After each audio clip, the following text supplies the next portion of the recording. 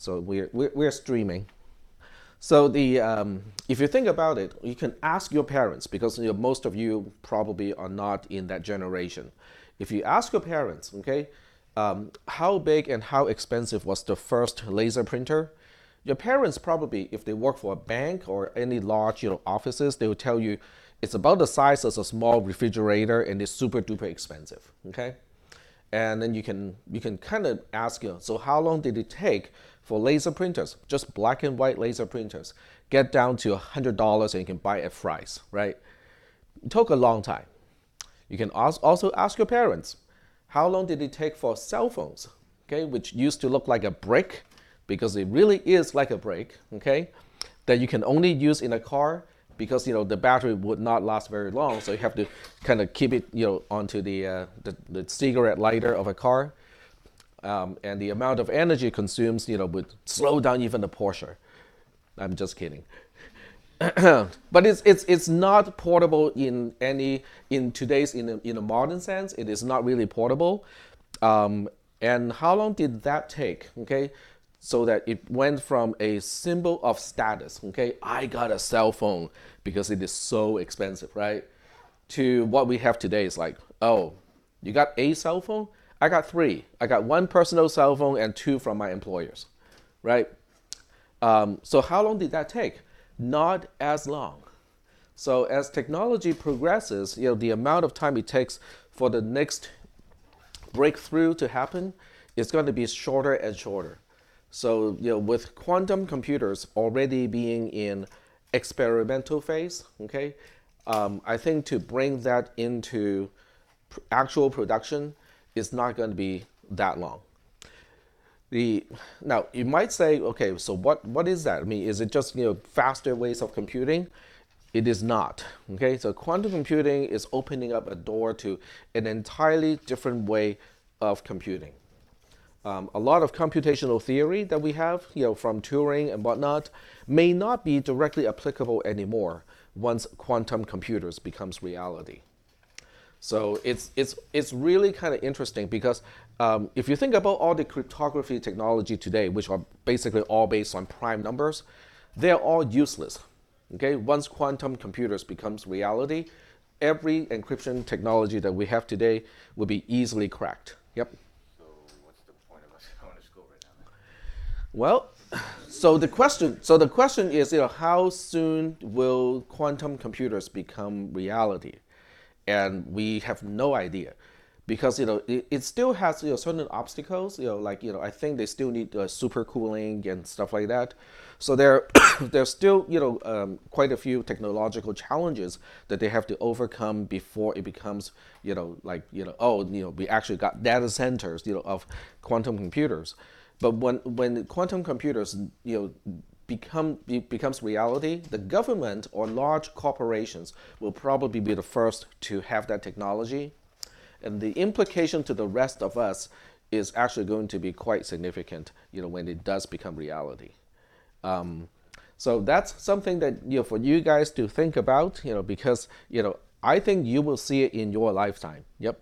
I mean, a lot of governments and companies are going to stick to legacy systems for a while, though, won't they? They will only stick to legacy systems when it is for kind of like mundane kind of stuff, like cutting social security checks or processing tax forms and stuff like that. But if the okay, just imagine this. Okay, if the military can get their hands on a quantum computer, what do you think is the first thing they would do? If the Exactly. Yep, exactly. So if the CIA or the DoD has their hands on a quantum computer, the first thing they're going to do is to decrypt and crack encryption of foreign communication. What if the Homeland Security got their hands on a quantum computer? They'll be decrypting our communication, right? So, and the government has money. It has got a lot of money. But they may not be the first one to get to quantum computers. I think Google or IBM or Facebook may actually get there before the government. Because corporations are getting much bigger compared to in the past, and they have vast amount of resources And not only that, they also have people, who can kind of manage and organize and plan better, well, in my opinion, better than the government. Think about Elon Musk. Okay, some people can say, "Oh, he's a fake," but nonetheless, you cannot negate the fact that the guy has multiple companies, and some of the companies launch rockets into outer space, and that's a private company. Okay, think about who's the Amazon guy, Jeff Bezos. He has his own, space, exploration company. So we have two corporations basically competing with each other to see who can, get passengers into outer space, as a tourist, attraction. I mean, even Jules Verne would not be able to predict this back in his time. That corporations would be basically approaching the ability of a government to do research and propel technology. Any disagreement? Yep. I heard the military has more resources than, I mean, they're putting in like 700 billion into the military, Right. whereas corporations have. But the question is, how efficiently are they using the resources? Yeah, I guess. It also depends on which corporations support them. Mm-hmm. Not a lot of corporations support the military. Yep. And then the other question is, how do they make money? The government doesn't generate its own money, right? How does the government get its money? Taxes. Taxation. How does corporations make money? How do corporations make money? Dodging taxes? Dodging taxes. But that's not how they make money. That's how they keep their money, right? But how do they make money? Because we buy stuff, right? We buy stuff, we click on links, that's how Google makes money, because we click on links, okay? And then Amazon makes money because we like to get stuff, to our door, so that, we don't have to go to the mall anymore, and we can just click a few things and go like, okay, we pay for it and it's not too expensive. So if you think about it that way, the potential of corporations making money is actually higher than the potential of the government making money, in a way. And corporations are expanding faster than. And they're international too. Corporations are international. The US government, guess what? Is a US government. It is not an international government. So I think, it will be interesting to see, how all of this stuff play out, whether it's a country or a corporation who gets to Mars first. Okay, there's a Nobel Prize winner who basically just said, no, we are not going to go to another planet. What's his name? It was recent news. Nobody remembers? Okay, but anyway, there was a Nobel Prize winner who basically said, we are not going to be able to get to another planet. Humankind will not be able to go to another planet. Well, I think we'll see. I think we'll start to see corporations catching up with NASA and launch their own rockets and probes and whatnot into. They won't be able to colonize another planet. I think that's a difference, though, wouldn't it be? There's a difference, correct? Yeah, but I don't know. We'll see. We'll see. That is this is an interesting time, because I think we'll see a lot of progress that's something that just a century ago would not be conceivable. Okay, so getting back to the boring stuff. So the boring stuff is here. We are now at this point. We have just talked about clocked circuitry, and what we'll do now is to go into the Logisim library reference and understand these three particular items. What is a ROM? What is a RAM? What is a multiplexer? What is a demultiplexer? Because those are the key components inside the processor that you'll be using for the rest of this class. Okay, so do we understand the context of today's lecture and probably the one next to this one? Okay, so what we'll do, the first thing I'm going to do is to show you how you can get to the reference material a little bit more easily. Okay, so the first thing usually what people do is they go to Logisim. Okay, come on, where's there we go. So they go to Logisim, you go to help, you go to library reference, and then you go to, let's say we want to look at the demultiplexer, you go to multiplexers library, you click on demultiplexer, and now you have a documentation of what a demultiplexer is. Okay, so this is great. I mean, you can definitely do it this way, and once you're here, I think Control A still works. Nope, not on that side. But you can still select and copy and paste into a Word document and whatnot. But that's kind of difficult. So instead of doing that, let me show you a different way to get to these instructional pages. I will do it on the command line because that's how I usually get things done. But you can certainly do it in Windows using not the command line, but using the GUI interface to do it. The GUI. Okay, GUI interface would be redundant. Okay, so I go to my folder, I go to cisp310, which is where I put the jar file. So I have a jar file, which also means the exe version of Logisim is not going to work in this case. You have to get the JAR version of Logisim. So if you go to the place where you download Logisim, there's always a version called a JAR or a Java archive file.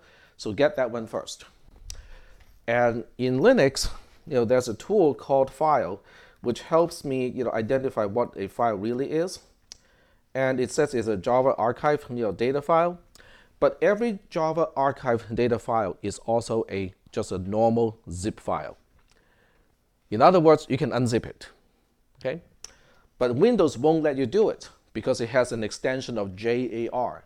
So the first thing you need to do in Windows is to change the extension from JAR to ZIP.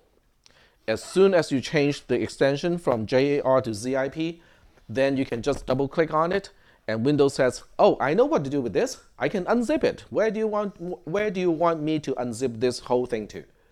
Okay, so go ahead and unzip it. And once you unzip it, it will give you a subfolder of this name. So the name is basically the same as the jar file, but without the extension of JAR. So that's going to be the folder by default that it will create. And once you get there, you can look at the content. There's a doc folder. Inside the doc folder, there are these individual folders. The blue ones are the folders. So you will see all the folders, like DE, EL, EN, ES, PT, RU. Those are the languages. Okay, so RU is Russian, PT I think is Portuguese, ES is Spanish, EN is English. I'm not sure about EL, but DE is Deutsch, or German. Okay, so I only know English, so we'll go to English, EN. So you look at that folder. And now things start to look kind of really suspicious because you see a folder called HTML. Okay, I know this is not a CISW class, but I think all of you know what HTML is. Okay, so you go like, HTML, I think I know what to do with that. So let's go to that folder, cd HTML, and you look into that folder, you see index.html, which is now looking super duper suspicious. Because index.html is usually the name of the HTML document on the home page. Okay, if you don't specify what page or what file you want to get, it will automatically get index.html. So what do we do with a file that has an extension of .html? We open it in a browser. Very good. Okay, we open it in a web browser. So take your pick, okay? Get your favorite one. Firefox is mine, and open it. And guess what you get? You get this page. Doesn't look very impressive. It's like, welcome to Logisim. Units in the Logisim help system include blah blah blah.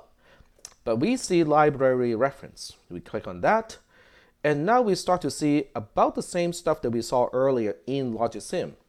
So we go to the Plexer library, and it has Demultiplexer in it. And now we get to the demultiplexer documentation. This is the exact content that we saw earlier, except this time it is now displayed inside a browser. Okay?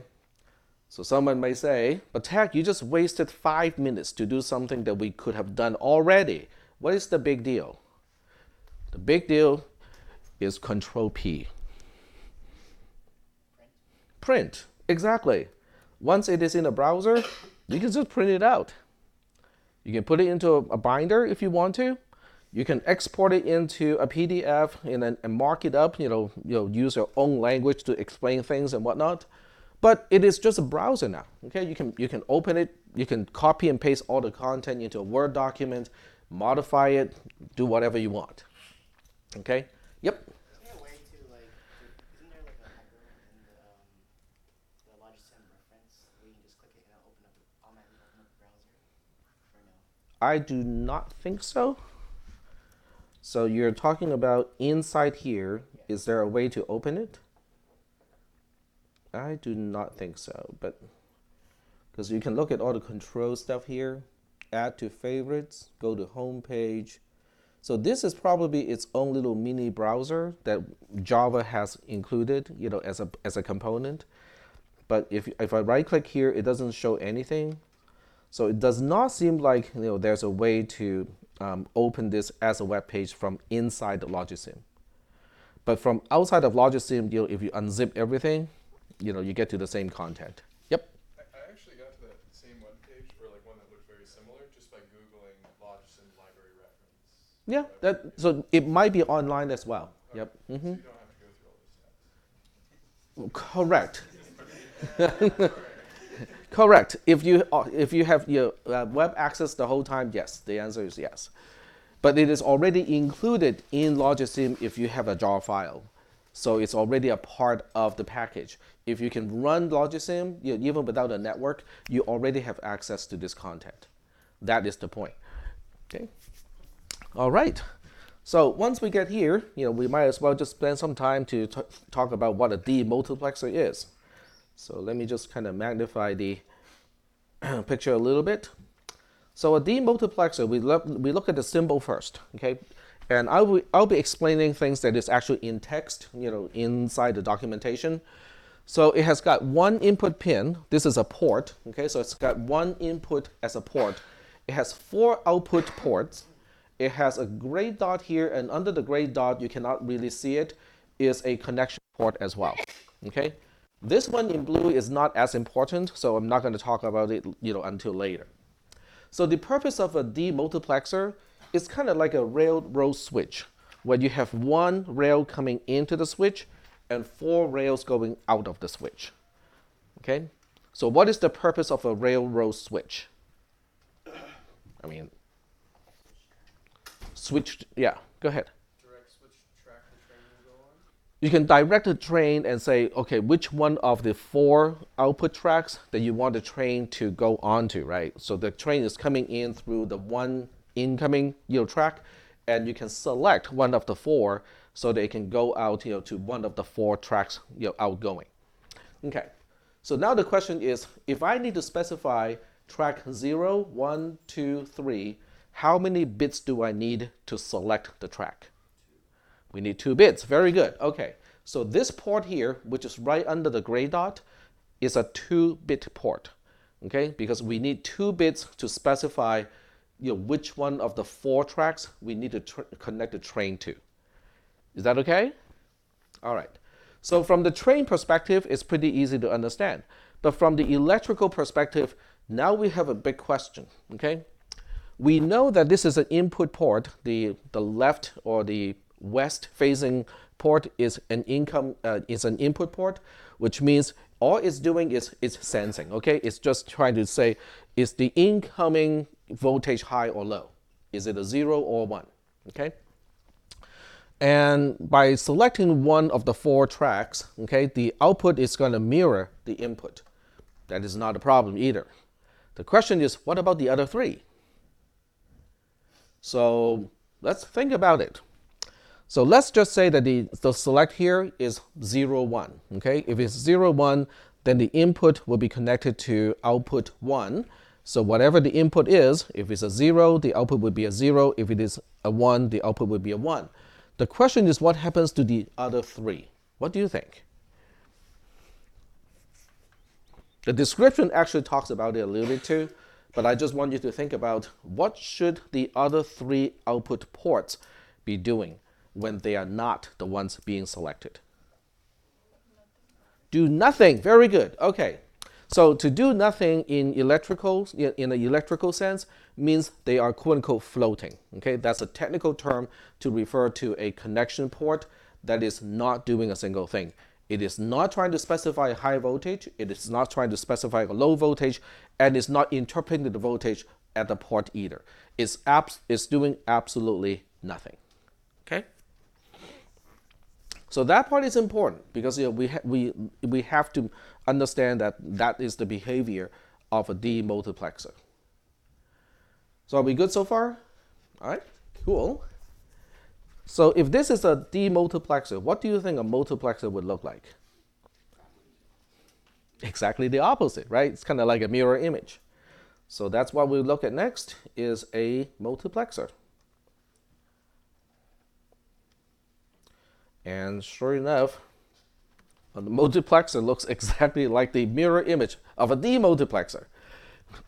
It has got, so this one, as an example, has got 4 input ports and only 1 output port.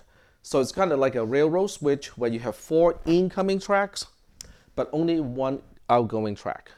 So now you can have 4 trains that are waiting at the incoming tracks, and you can select by using the port right under the gray dot. You can now select which train gets to go through the switch to the outgoing track. Is that okay? Yep. In a multiplexer, there are no floating? You can make the output floating too, and that's what the extra wire can do. So the extra wire can basically say no one gets to get out of the switch, so the output itself is floating. But it doesn't have the inherent problem of a demultiplexer, because a demultiplexer has 4 output ports, and only 1 can be selected at any particular time. So the other 3 have to be floating. But in the case of a multiplexer, you may not even have a need for the output to be floating at all, so you can have the multiplexer always enabled. So is that okay so far? Now, the important part to remember about multiplexers and demultiplexers and how they're different from a railroad track is it is directional. A demultiplexer always has 1 in and multiple out, and then a multiplexer always has multiple in and only 1 out. Okay, so that's the one really kind of distinct difference between the analog version, which is a railroad track, versus a electronic version, which is a multiplexer versus a demultiplexer. So are we good so far with the multiplexer and demultiplexer thing? It's just a selection mechanism. Okay, so that's the easy part. So with that out of the way, we can now talk about RAM and ROM. We'll start with the easy one first. Which one do you think is easier between RAM and ROM? ROM is easier. And why do you think ROM is easier? Because it's read-only. Yep, exactly. So ROM is read-only, and it looks like this, okay? So A is the abbreviation of address, D is the abbreviation of data, and SCL is the abbreviation of select, okay? So let's talk about select first.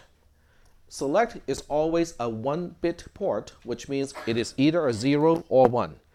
If select is 0, the ROM just pretends that it is not there, okay? It does not interpret the A port, it does not do anything with its D port, everything is floating. Is that okay? That's what the select does. Select basically just says it allows the external circuit to have some control over this particular RAM module and say, should this RAM module, should this ROM module be paying attention? And if select is 0, the ROM module is not paying attention, nor is it trying to specify anything at any of its ports. It is as if it is not there. Yep. Huh? D is data. So that's what select does. So now let's explain what is A and what is D. The easiest way to look at A versus D is the A is what you put inside the square brackets of array indexing, and D is the value of an element of an address of an array. Let me say that one more time because I might have said it wrong. So I'll say it one more time. A is what you put between the square bracket when you try to access an array, because that is what you use to specify which element in the array do I want to access. D, on the other hand, is the content of the addressed element in the array. That's it. That's the easiest way to look at it. Okay. So how many bytes or how many things can I store in a ROM? Well, that part is programmable. Okay. There are two aspects to answer the question. One is how many. The how many part has to do with the width of the address port. If the address port has 8 bits, then you have 256 locations. Is that okay? Because 2 to the power of 8 is 256. If the address port has 12 bits, okay, then you have 4,096 locations, because 2 to the power of 12 is 4,096. Is that okay? So the width of the A port determines how many locations you have in this ROM. The D port has its own width. That determines the width of each location in the ROM. Okay? So it starts, by default, it is an 8, which is a byte, but you can increase it to, I think, like 32 or something like that. It's variable. You can change that, but when you change it, every location changes. Is that okay? So the width of A determines how many locations. The width of D determines the width of each location. Are we good so far? And a ROM is read-only, okay, which means once you have determined the content of ROM, it cannot be changed. Okay. All right? So are we okay with ROM, the concept of ROM and how to use it? You can only retrieve content from ROM. You cannot change or update the content of ROM. Are we good? Okay. So now we'll move on to RAM. And after this discussion, we'll actually play with these components a little bit. So we'll move on to RAM, and RAM is right here. So there are two pictures of RAM because there are slightly different configurations. And unfortunately, the labeling of RAM has changed in different versions of Logisim. So we'll ignore the right-hand side. So this one is not the one that we're going to use. We'll use the left-hand side one. Okay. So once again, we have A and we have D. They mean exactly the same thing as in ROM. A is address, D is data. The width of the A port determines the number of locations in the RAM, and then the width of the D port determines the width of each location in RAM. And the way you use A and D are the same. A is what you put inside the square brackets because it specifies which location you want to access. And then D has to do with the content at that location. Is that okay? So there are multiple ways to look at it. A is also what you would put an asterisk before to dereference, and D is the content at the dereferenced location using the C terminology. Is that okay? So from that perspective, it is the same as ROM. You see that it also has a select line here. The select line does exactly the same thing as in ROM. If select is a 1, the RAM component will be paying attention to the other ports. If select is a 0, it is as if this RAM module is not even there. It does not interpret any signals. It does not drive any one of its ports. Okay? So, but we have some extra stuff here. we got this little extra thing here, but I think you have seen this before, a little triangle thing. I think the last time we saw this was on a register. So what was the purpose of the little triangle thing in the case of a register? It is our clock. Very good. So it is the clock. Now, why do you think a RAM component has a clock, but a ROM component does not have a clock? What did we use the clock for registers?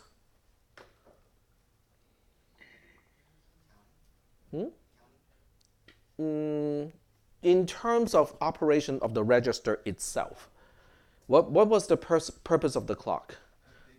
For updating. Very good. So in the case of RAM, we do have the ability to update the content, and as a result, we also want to pay attention to the clock edge. So once again, RAM by default has a sensitivity of rising edge. So if you want to overwrite a location in RAM, you need a rising edge at the clock port. Okay? Reading does not care. Okay? If you just want to read the content of a location in RAM, it doesn't care about the clock line at all. Are we good? Okay. This port here with a name of out, unfortunately, when you use the component, it is not labeled as out anymore. It is labeled as LD or load. Okay. It is 1 bit only, and this is one. Besides the clock, this is the main difference between a RAM and a ROM. This pin controls whether the operation is a read operation versus a write operation. Okay? So when I say a read operation, I am looking at the perspective of the processor and not from the perspective of the RAM component. In other words, if out or load is a 1, then it will output the content at the location using the D port. If the out or load pin is a low, then we are specifying a write operation, which means the RAM component will sample the D port. Somebody else will have to drive the D port in that operation, so that when select is a 1 and we have a rising edge at the clock, the RAM component will sample the D port so that it will update the location in RAM that is specified by the A port. Yes? So, I noticed the second one has an extra D port near the A port. Right. Was that for writing, and if so, why did they remove it? That is correct. So the second one has 2 different D ports. One is for writing and one is for reading. But the one that we're using in our processor is the left-hand side one, so we're not going to use the right-hand side one. We use one single D port for both reading and writing. Can you repeat Yep. What happens when load is 0? When out is 0? Yeah. So when out is 0 and SEL is a 1, then you are specifying a write operation to overwrite one location of the RAM component. Okay. So what's going to happen is the component would not do a single thing until you have a rising edge at the clock. Right. And right at the moment of the rising edge, it will sample, in other words, it will read what is at the D port as the content, and then it will use the A port to find out which location in the RAM we are supposed to update, and then update that location to whatever is presented at the D port at the time. Okay. Okay? One in the output would mean read. Huh? Say that One one in time. the output would mean read. One, yes, one Or the load. with the out is, yeah, it's called LD or load in the actual component. So this may be a little bit outdated here because the author did not update the documentation to reflect what is actually in the library. But it means the same thing. Out/load are basically the same thing. So in both, Yep. both cases, you need to have select as 1. Yes, because if select is 0, the component it's as if the component is not there. So if you want to do anything, select has to be 1 first. So are we okay in theory about how a RAM component works? Yep. So the select would be analogous with the Yes, that is absolutely correct. So select and enable are basically kind of the same thing. It's just that the nomenclature depends a lot on how industry uses these components. So for historical reasons, in RAM components, it is called a select, and in registers, it's called enable. And I think it has to do with RAM components are individual chips. So you can basically say, I'm selecting which RAM component I want to use. But registers typically are not individual components. They're all inside the same die. So they use the term of enable to refer to exactly the same thing. So that's good observation. Select and enable are basically the same thing. Yep. Is the CLR pin just like reset? Yes. So the CLR is the same thing as the pin that is, or the port that is labeled 0 in the case of a register. If CLR is a 1, then everything in this RAM component will be cleared. Very good. Okay, thank you. I almost forgot to talk about the clear port. Or reset, it's doing the same thing as reset or the 0. Yep. And what does it do when it's 0 again? When clear is 0, Yep. it doesn't do a single thing. Okay. It only resets the content of RAM when it is a 1. But when it's a 0, it is quote unquote normal operation. Yep. So by default, load is 0, so it's No, there's no default. Somebody other than the RAM module has to tell the RAM component, are we reading or are we writing? so if we don't tell it, then it just won't work. Then it's a bad situation, because if you don't specify anything without, it becomes quote unquote floating. Okay? So let's think about what floating really means in a real actual circuit. Okay? All right, so I think I might still have that picture in, oops, I just missed it. There we go. Okay, so this is the picture that I used yesterday.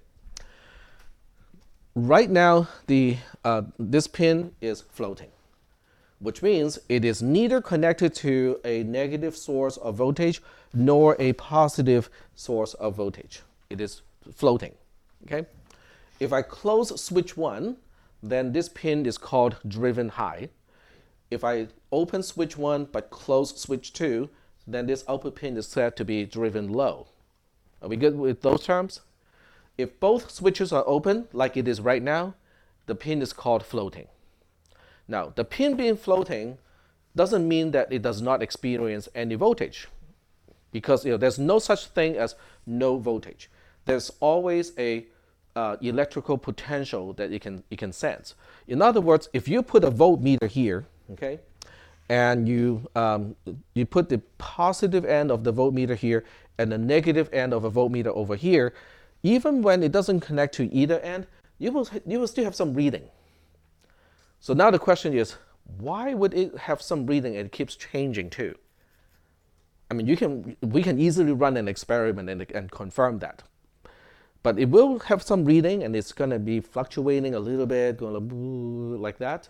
So the question is, why? Well, this is a conductor. Is a wire, okay? Typically, it's a copper wire or a copper trace on a circuit board. And what do you think external electromagnetic wave is going to do to this wire? Has anyone taken electromagnetics in physics?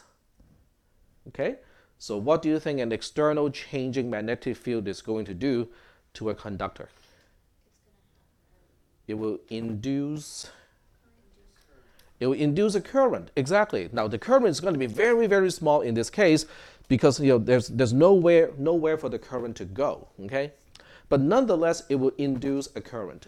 In other words, it will induce the current in return that will cause a electrical potential to change at the point that we are probing. Okay? So what is going to create all these electromagnetic waves that is surrounding this thing? The lights, we have fluorescent lights here, and the ballast, the circuitry to make fluorescent light work generates a pretty good amount of electromagnetic energy. Okay, your cell phone, okay, especially when it rings, generates a pretty significant amount of electromagnetic waves. Okay, there are all kinds of sources of those electromagnetic waves. The other thing is the circuitry right next to this. Okay, just I can use my stylus to represent that, because this thing is not by itself, right? I mean, no transistor is inside the processor by itself, so it is surrounded by other gates, NOT gate over here, and AND gate over here, and other circuitry. The traces, okay, the conductors, because of the other circuitry, would also induce a current onto this wire. In other words, it will read something if it is not connected to ground or a positive voltage. What it reads now depends on its surrounding, all the electromagnetic waves that is surrounding it. So it will keep flipping and flopping, go over the places. Yep. Why doesn't this happen when it's powered or connected to ground?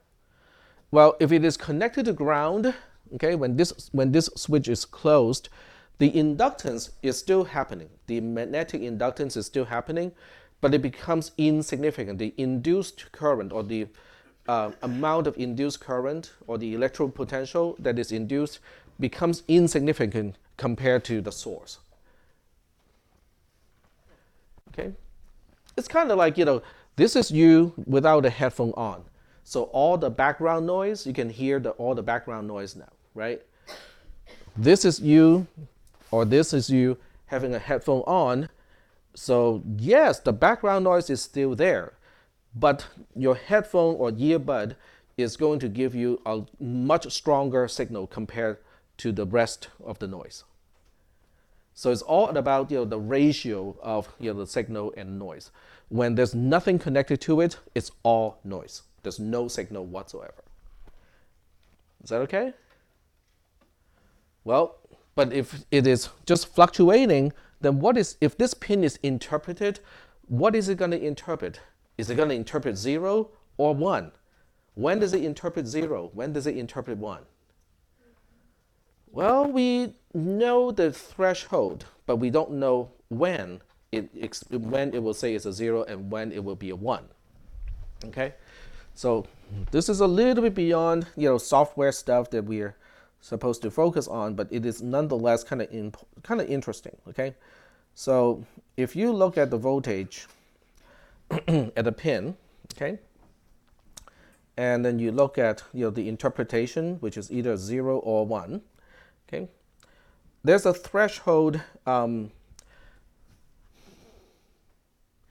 there's a threshold below which the voltage will interpret as a 0. So it's going to say all the voltages from here. Okay, I need to think about how to draw this picture. Okay, so all the voltages below and up to a certain point are interpreted as zeros. So this part is 0. And then this part is 1. Voltages beyond a certain threshold will be interpreted as 1s. Okay? That's a fairly typical summary of how semiconductors interpret 0 and 1, when it turns on and when it turns off. But then we have a question. What about between here? It is undefined. It is called undefined, which means if the voltage experienced by an input pin is between here and here, it can be interpreted as a 0 or 1. It can go like that. So that is not good, right? Yep. Nope, it doesn't oscillate. It simply is saying that we don't know how the circuitry is going to interpret it. If it is below a certain threshold, it for sure will be interpreted as a 0. If it's above a certain threshold, for sure it is interpreted as a 1. But if it's between the two thresholds, we don't know. It can continue with, if it was a 0 before, it might continue to interpret it as a 0, but it may not. Yep. Can we In a way, yes, but in a way, no. Because the fluctuation of this signal depends, there may be some deterministic aspect to it. There's just no guarantee whether it's going to be deterministic or not. Okay, there's no guarantee of what the computer is going to interpret when it's between the two thresholds. So ideally speaking, we don't want to interpret the pin when it is between those thresholds. We just say, well, we are not going to pay attention, when it's floating. So are we good so far with this? Okay. All right. So now the next thing we are going to do is to go back to LogicSim and start to make a circuit and play with the various circuitry that we have. The first thing we can do, okay, is to make this circuit a little bit more fun. Okay, so what I'm going to do, is to take out the multiplexer here, the decoder. So we'll take out the decoder, and then we'll move. Nope, that's not what I want to do. And then we'll move the LEDs around a little bit and just move it over here. So instead of using a decoder to give us a kind of rolling light, kind of setting, we want to use a ROM module so that we can program the ROM to show a particular pattern. The pattern will still have only 7 frames, so to speak, but then we can customize those 7 frames and go like, I want it to go through this kind of animation. Okay. So now we go to memory. Let's see. Pick up a ROM. Okay. And we'll change the ROM so that the number of address bits is 3. And we'll also change the data bits. Well, data bits should still be 8 because we want to hook up to these pins out here. So are there any questions about the configuration of this ROM? At this point, this ROM has 3 bits to the A port and 8 bits to the D port. So how many locations do we have in this ROM?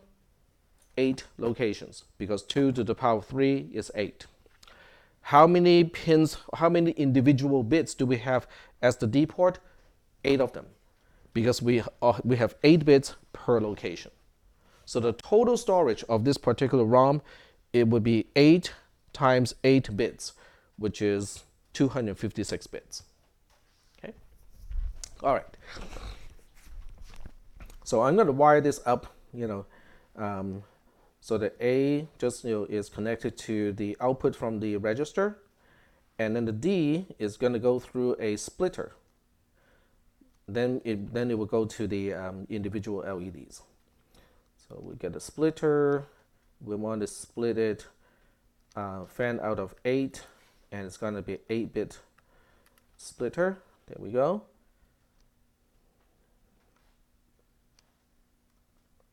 All right.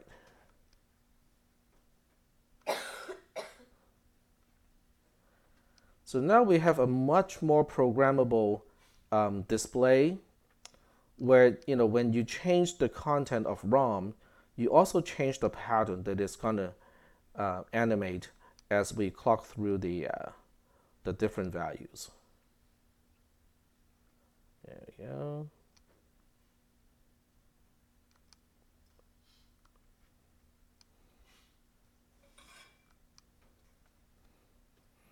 And then you guys would say, but I don't see anything out of the LEDs anymore. It's all dark.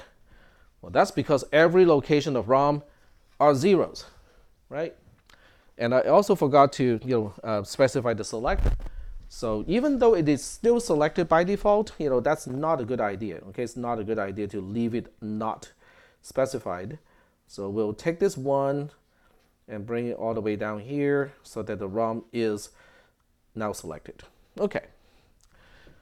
So now the question is, well, what 8 frames do you want to visualize? Do you want it to go like, from the outside, like light up the 2 edges, light up this, light up more, light up more, light up more, and then retreat?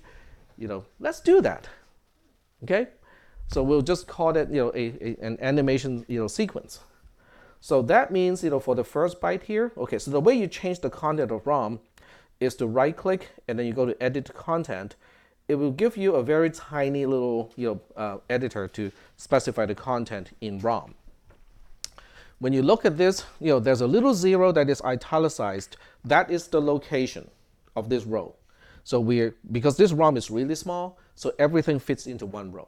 But if you have a ROM that is larger, then you will have multiple rows, and then the italicized number will tell you the start address of the first item on that row. Is that okay? All right.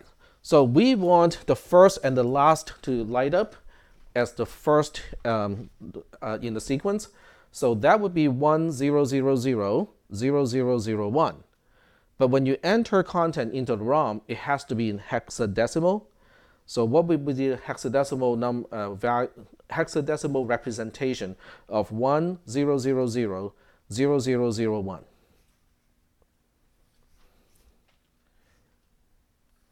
It should be 81. Yes? Because 1 0 0 0 is 8, and then 0 0 0 1 is just 1. So remember, the conversion between hexadecimal and binary is every 4 bits is 1 hexadecimal digit. So if you have a table lookup thing, you just look up the table. It can go in both directions. Okay? All right. So the second one that we want, okay, we move the cursor onto the second one. Second one is going to be 1 1 0 0 and then 0 0 1 1. So in hexadecimal, that is known as C3. Because 1100 is 12 in decimal, but 12 in decimal is C in hexadecimal. All right, next one up, 1110, which is E, and then 0111, which is 7. And then this one is going to be 1111, 1111, which is FF. And we can just reverse the pattern. But when we go the other way around, we can take out the LEDs at the edges first, and then shrink the LEDs back into the center. So that way we have a slightly different pattern with the second half. So this location would be 0 111 1110, okay, which is 7E. It's the reverse of what we saw earlier, I think. Let me check. 0 1 1 1. Yep, it's just a reverse. And then the next one is going to be a 3C, and then the next one is going to be 8 1. Oh, 1 8. Yep. And 0 0 will be the last one. Everything is off. So the pattern it's going to display in this case would be it will fill in from the outside in until everything is on, and then it will turn off LEDs also from the outside in until everything is off, and then we'll repeat the pattern. Is that okay? Or at least I think that's what it's going to do. We'll check, right? So we click close window. You didn't save it. No, we don't have to save it. It has to do with the simulation is still working when I work on it. So we have to do it again. Nope, it's still there. Let's see, reset simulation. There we go. Cool. Okay, enable simulation.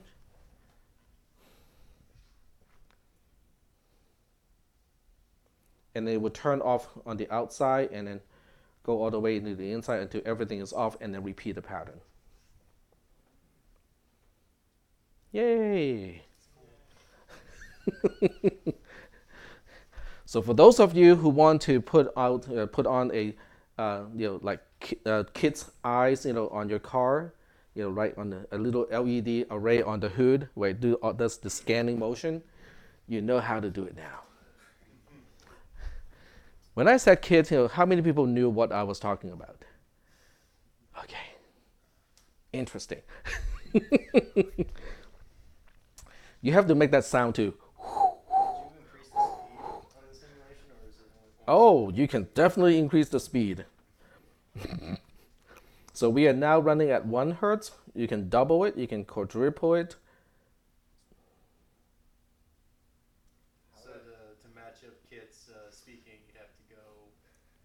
trigger or something, like the audio, when there's an audio input, it lights up the lights Okay, so back and forth. okay, if you really wanted to match the amplitude of voice and whatnot, then you need a what they call an analog to digital converter, an ADAC, in order to sample the voice volume, and then the volume of the voice would come in through the A port.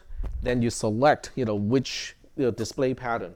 So now the number of LEDs being lit will be proportional to the volume of voice. So you will see it kind of, but that's more like what is the name of that thing? Because I thought KIT does not do that. It only does the scanning motion. Yep. So are we good with this? Okay. So you can also kind of imagine that if you want this to be like super duper fancy, you can make an array of LEDs and increase the number of bits per location. Then you can do a kind of more complex animation. You can have a smiley face turn into a frowny face and so on and so forth. Yep. Is this at least in part like how computer monitors show like pixels and things? Really ancient computers do that, but modern computers don't do that anymore. Yeah, so modern computers has bit memory, or each pixel has several memory locations corresponding to it, and everything is drawn by dots on the monitor these days. But if you refer all the way back to the CRTs and the dumb terminals, that's how the monitor knows what dots to display by scanning the memory content. So are we good with how a ROM is used? Okay, that's one fun way to kind of make it kind of cool. So the other thing that we can also do is to look at how a RAM circuitry is supposed to work, because RAM is more complex. You can overwrite content in RAM, but not so much in ROM. Okay, so here we have a RAM module, and we can just kind of play with it. The way we play with a RAM module is simply to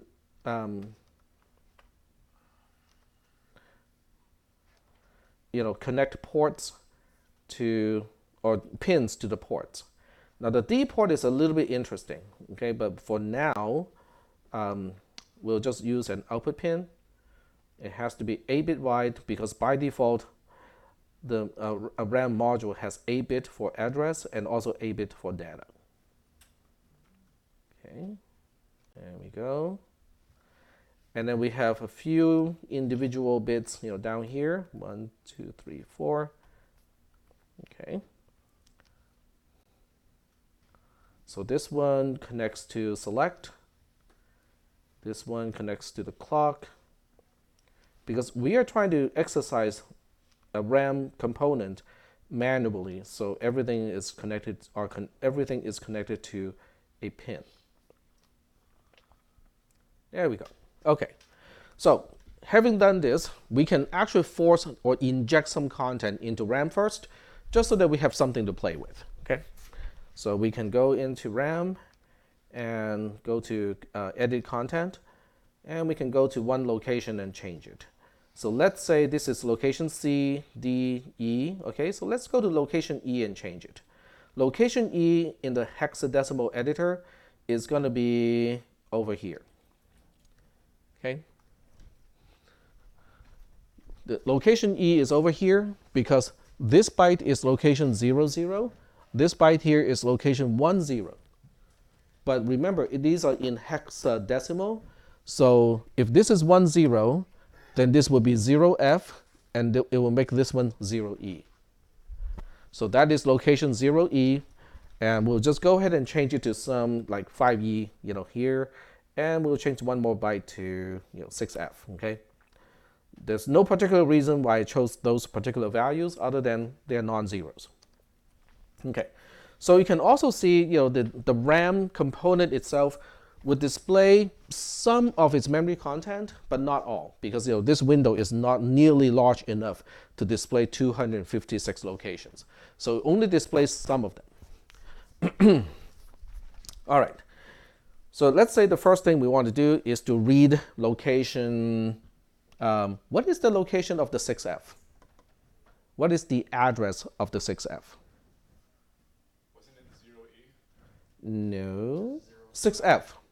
05. Thank you. Okay, 05 is the location of the byte 6F because the outside, this is the address of the first byte of the row. This byte is location 00. This byte is at location 04. This makes it 05. Okay, so let's see how we can read location 05. So we have to specify the address first. 05 is 0000 0101. So we have to change this to a 1 and change that to a 1. Then go like, nothing seems to be happening.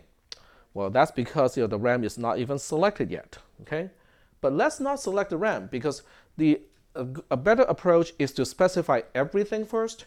Then you wake up the RAM when all the instructions are already available.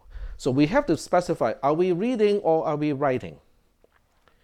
And I said reading, right? So that means the LD pin has to be a 1. Very good. Are we clearing memory? Are we? Nope. Okay, so clear should remain 0. So, all right, I think we are ready. So now we say select, okay? And this is the magical moment. Because the moment we say select, RAM, this particular RAM component wakes up, and as soon as it wakes up, it will interpret all of the other bits. It will say, are we reading or writing? We are reading. Okay, very good. Which location are we reading? 00000101. That's what we are reading. And since we are reading, the content is now mirrored into the D port, which is an output port at this point. Yes? But we don't have a rising edge. Nope. Reading does not require a rising edge. Because reading a RAM component is no different from reading a ROM component, with the only exception that you also have to specify a read operation by specifying a 1 to the LD port. That's the only extra thing you have to do to read from RAM compared to reading from ROM. Are we good so far? Okay? All right, cool. So as soon as you're done with an operation, it is usually a good practice to turn off the component and so that it doesn't interfere with the operation of anything else in the system. Okay? So let's just say the next operation we want to do is to change this location to 2B. Okay? So now what do I need to specify? Well, first of all, the address needs to change, right? What is the address of this byte over here? 0A. 0A is correct. Good job. Because this is 8, this is 9, and this one is A, because it is in hexadecimal. Okay? So 0A as an address is 0000 and then 1010. So we just have to flip the last 4 bits like so. Okay? And then the second thing we need to do is to specify this is a write operation. So LD has to go to a 0. But then we have a problem because this is an output pin. You cannot change an output pin to specify the voltage. You can only change the voltage of an input pin. Okay? So the way we fix this problem, at least for now, is to say, uh-oh, this is not going to work. So what we'll do is we're going to disconnect it. And instead of using an output pin, we use an input pin instead. So the input pin is going to face west, and it's going to have 8 bits. Okay? And instead of hooking up the output pin, we now hook up the input pin. Huh? You cannot use a multiplexer, but you can use something else for this purpose. So we can talk about that. But once we get through this cycle first. Okay, I did say 2B, right? So 2 is 0, 0, 1, 0. B is 1, 1, 1, 0, 1, 1. Okay? So we now got everything set up. Okay? Time to wake up the RAM component. Okay, select goes from 0 to 1. And it's highlighting that location. but it is not overwriting that location yet. Okay, so at this point, location 0A is highlighted because the RAM is awake, and it says, oh, I can see that you want me to do something about this location, and that's why it is highlighted. But it also says, oh, you want me to overwrite that location, but I'm waiting for a rising edge clock in order to sample the D port, which is now 0010, 1011. Once we have a rising edge at the clock line, then it will remember that content. Okay, so let's go ahead and do the rising edge clock just so that we can confirm that this is how the RAM component operates. Okay, it's all good, right? And as I said, earlier, once you're done with a memory cycle, either reading or writing. Yeah, I don't know why that happens. I think it's because of my HDMI to VGA converter overheating, because it does get kind of hot. But we're back. So the first thing you want to do, after a memory cycle, is to say, okay, we're done with this operation. This particular RAM component can now not do a single thing, because we don't want it to interfere with the operation of other components in the system. So are we okay so far with the read cycle and the write cycle of RAM? Yes? Okay. So now the question is, how do we fix this problem? Sometimes we want the D port to be an output when we are reading from RAM, so that we want it to hook up to the output pin. And other times when we are writing to RAM, we want the D port to hook up to the input port. You cannot just hook up those two, okay? That's not going to work. In other words, this is not going to work. Let me show you what I mean by not going to work. This is not going to work. Then go like, yeah, well, there doesn't seem to be any problem. Well, let me show you one thing. If I go to location, any location would do. If I specify a read operation of location 0, okay, so this is location 0, and we are specifying a read operation, so LD has to be a 1. The clock can be 0 or 1 because the read operation doesn't really rely on the clock at all. So what do you think is going to happen when I click on select so that the chip or the module or the component is going to be selected? What's going to happen? It will read from location 0, 0, which has a content of 0, 0. So D is going to try to output 0, 0, which are basically all 0 bits. Yep, it's going to come back. It's just kind of annoying. There we go.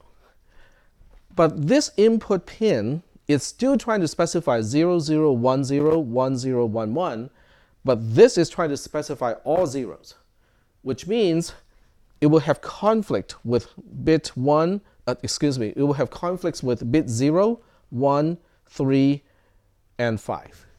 Those bits will have an error, will be erroneous because one component is trying to drive it high, the other component is trying to drive it low. Okay? So let's just make it happen. Yep. If some bits are floating and some bits are not, is the whole thing considered floating? So floating there are several ways to describe floating. There's floating whether a port is floating and also whether a node is floating. Just because a port connected to a node is floating doesn't mean the node itself is floating, because if at least one component is driving a node, the node itself is driven. But the port that belongs to a particular component can still say that I'm not driving anything, I'm floating. Okay, so let me just enable the chip, and we can now see that there are errors. The errors are all associated with the disagreement, because bit 0, 1, 3, and 5 they're not agreeing. The input pin wants those to be 1s, the D port wants those to be 0s, and now we have what we call a bus fight. Okay? Yep. In this situation, would you use a switch from LD to switch the output and input? So we'll use something similar to a switch, but it's not called a switch. All right, so let's turn it off first, okay, so that we don't have the erroneous state. So what we'll do in this case is we're going to use what we call a buffer. So we go to the basic components or wiring. Actually, it's not wiring. It belongs to gates, which is kind of strange because it really is not a gate. It's called a control buffer. It looks like this. So a control buffer is kind of like a clutch. Okay. So if you look at this like a clutch, the clutch pedal is the one that is pointing down, and then you have the incoming, which is kind of like the drive shaft from the engine, and then the outgoing one is kind of like the let's see, it's the input into the transmission. Okay. So the way it works is you can now control with this pin, the pin to the south, it can specify whether the output is driven or not. Okay, so now we can use this. And where do you think we should put it? Where's the conflict? The conflict is between the D and the input pin. In front of the input pin? Okay.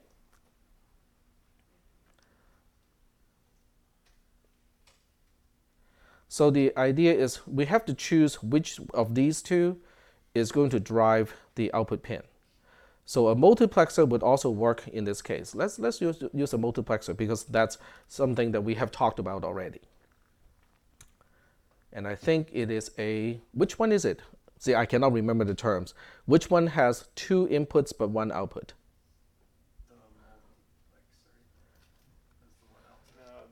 I'm very bad with names, but with pictures I can tell. It is a multiplexer. Okay. So it's a multiplexer, and we don't need an enable in this case. We can always make the output enabled, so it's not going to be an issue. So now what we do is we just have to cut a few wires first to make room for the multiplexer. Okay, we need to get rid of this wire altogether. There we go. Are you sure we don't need an enable? Yeah, pretty sure. Okay, so the multiplexer output goes to here, and because we have the specified bit width, so we have 8 data bits. There we go. So now the question is, which one is going to hook up to input port 0, and which one is going to hook up to input port 1, and who's going to connect to input port, the select port? What do you think? The select port only has one place to go. It has to go to the load. Okay, so let's hook up that. So load goes to the select port. Oops. There we go. Okay. So when the load is 1, which way should it connect?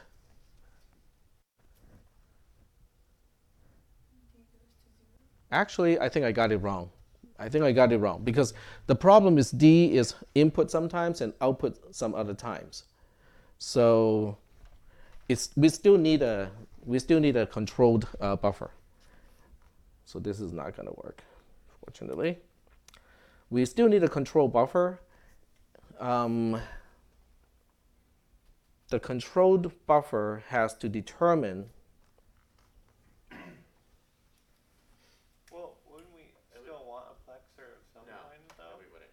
The control buffer would be just before the output. No, you'd want it on the input. What does a bit selector do? You'd want it on the input side. Yeah. That Okay, way. so we'll change the facing first. So it's going to face that way. Because we want to be able to disconnect the input pin from the D port. That's what we want to do. So that's what we need to control. And we need to change the number of bits here. So 8 bits. So this end now goes to both the D port and also the output pin. The output pin is never a problem. It's still E because we are still not connecting this correctly. Okay, so now the question is, how do we connect load into the control, of the controlled buffer? So think about this. If LD is 1, D is driving. If D is driving, I don't want the input pin to get through the control buffer. So that means this signal has to be negated before it goes into the control port of the control buffer. So we'll negate it first.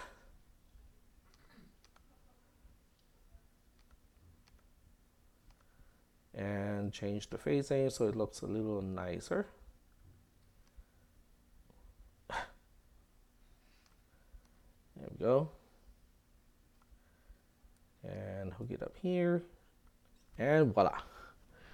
Problem solved. The problem is now solved because during a load, the D port is driving.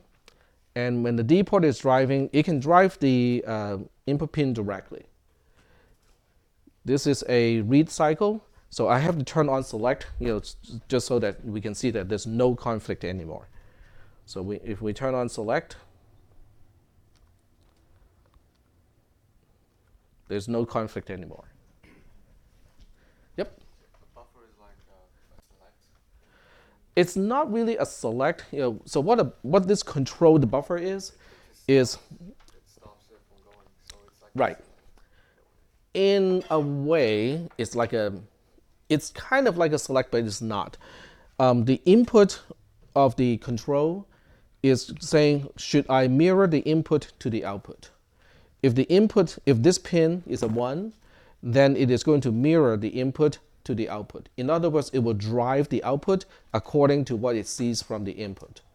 When this pin is a 0, which is what it's seeing right now, then the output is just floating. It's just go like, I'm not going to specify a single thing. Even though the input is still here, it is not driving the output. So that means the output from the control buffer is not driving anything. The only thing driving this particular node is the D port of RAM, which is exactly what we want. Is that okay? So this is this is the way I have been doing it all these years, and I thought maybe we can use a multiplexer to do it. Nope, cannot do it with a multiplexer. Yep. Why would we use a controlled buffer instead of a transistor? Instead of a transistor? Yeah, the transistors. You cannot really do it with a transistor. Yeah. There's no new lab today. So we are all good, in terms of lab stuff. So are there any other questions? If anyone wants to, well, let's see. I'm not sure whether this is the class that I have one person who had to turn in something late. Just give me a second. I'll get back to you as quickly as I can.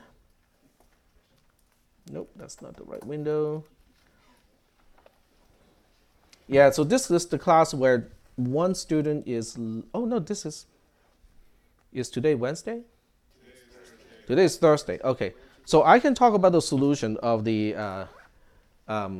positive and negative exponent during the lab time, if anyone is interested.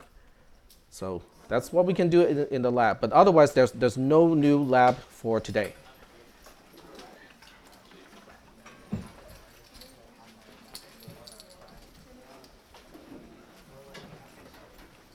Why can't you use this PRMC transistor for that? For the buffer? Because it looked like it was trying to do it at the same time. So you're talking about using an 8-bit